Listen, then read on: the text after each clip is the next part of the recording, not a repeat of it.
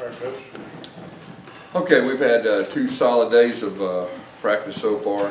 You know, we really tried to make this as close to game week as we could to try to get 2 full weeks in a preparation. I think our guys have done a very solid job, you know, in all 3 phases.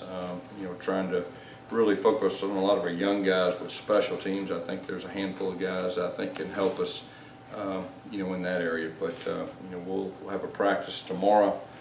We will have a dress rehearsal type situation on Friday, and then we'll see where we're at, you know, as far as the weekend goes with that. Questions? When you say like dress rehearsals, full pads, and just sort of, what was it like? Yeah, more of the logistics from the sideline with the whole team and all the communication and all the what ifs, and just making sure that you're prepared, you know, as a coaching staff and as a team for the different scenarios, you know, with everyone on the same sideline, and just try to make it as game specific. And then, you know, you got to handle injuries and substitutions and everything that goes with that. And so we do this every year, and Friday's usually the day we do it. Gus, have you kind of finalized who's going to be where on game days yet? Like box and yeah, sideline? we're getting closer. You know, that'll be a meeting that we'll have tomorrow. But the both staffs, or really all 3 areas, have a good idea. But you know, they'll test it out on Friday. Could be a few tweaks after that, but they've got a good idea, you know, where they're going to be. Where would you like Chip? Where are you going to test Chip out at first, sideline or? Yeah, Chip's going to be on the sideline. How have the guys responded getting into this game week, you know, with school starting, kind of getting into that routine a little bit? You know, I think they responded well. You know, that you know, traditionally that first day after the first day of school, you know, was a little bit different, but our guys responded well. You know, we had a good 2-hour practice. It was hot. I thought our guys responded well. I thought they responded well today too. It was very hot and humid outside. And like I said, there's not one time that I don't think our kids really didn't answer the bell as far as being into it and wanting to get better and wanting to be coached. And I think that says a lot, you know, about our character of our team. Gus, how's Marlon doing? Is he back out there going full bore with you Yeah, guys? everybody's back out to practice. And, you know, we expect everybody to play. I wanted to ask about Big Cat. How's he doing so far? Good. You know those freshmen. You know, anytime it's you know, a fall camp, you know, they're going to get strained. They're going to experience different things, and you know, he's really done a solid job. And like I said, I think as a group, I would say the freshman group just has done a very good job. And you know, really trying to focus on those guys that have a chance to give us depth on offense and defense. And like I said, really the special teams aspect, that's always an area that you know, true freshmen have a chance to help right off the bat. But I think Big Cat's done a solid job, and I think as a whole they all have. Him and TD, both kind of versatile guys. How much have you seen out of them, and how much you think they can help early on? Well, they both have motors. They both have a lot of ability, and so I think both of them could, you know, help us. And, you know, hopefully as the year goes on, even help us more. But I like both their attitudes, and you know, they both have a very good skill set. Gus, what type of camp has Nick Coe had so far? You know, Nick is, you know, he's went with the ones quite a bit, you know, with Marlon's absence. I think it's been a very good thing for him.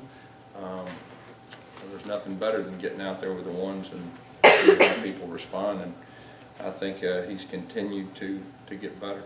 Do you have any additional clarity on the third tailback situation? No, we'll have a depth chart on Tuesday, and everything will be finalized by then. Has anybody impressed you enough to where they might challenge outside the norm at kick return? From the top two guys we're accustomed to seeing all last year? You know, we're checking out some true freshmen, not just returning, but in all areas. But you know, Devin is a guy that can do it. Noah's a guy that we've given some reps, so we'll just see. I mean, you know, usually what happens is first game, you go with the proven guys, and then as the game gets going on or later in the season, you go. But both those guys have gotten reps back there. You said that this week you hope to have that offensive line clear. Yeah, by Tuesday. I mean, we'll have it. We'll have all the depth chart and everything on Tuesday. Coach, in preparation for Georgia Southern, how much does Kevin Steele's experience in the ACC facing Georgia Tech so much, obviously, same triple option system, how much does his experience help out the defense? You know, I think anytime you experience things, it does nothing but help you.